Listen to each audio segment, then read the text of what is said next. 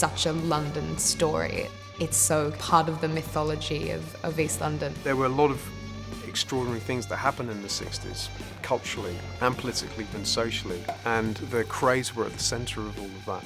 It's a period of time in the city's history that's profound, and they're part of it. It wasn't all poor, driven drab. The fact that people could get away with so much back then made a very exciting time, actually.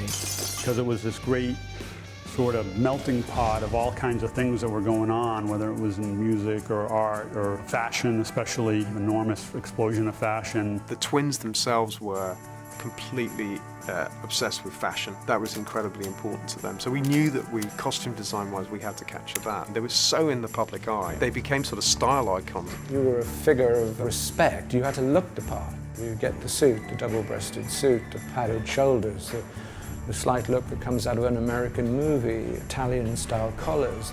The coats are so big and padded they can be full of weapons. You become a kind of a localized version of what they've seen in terms of Al Capone in Chicago.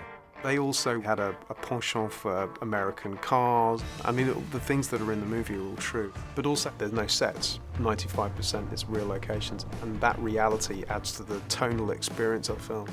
We wanted as much as possible to find locations that were either ones that they may have used themselves at the time or were close to that in feel or spirit. So it is a quintessentially London film. You had a city that suffered so much during the war, and when the 60s came along, I think all that style and fashion and music was London coming alive again. And so it's the time and the place and the people that are so gripping and fascinating to this day.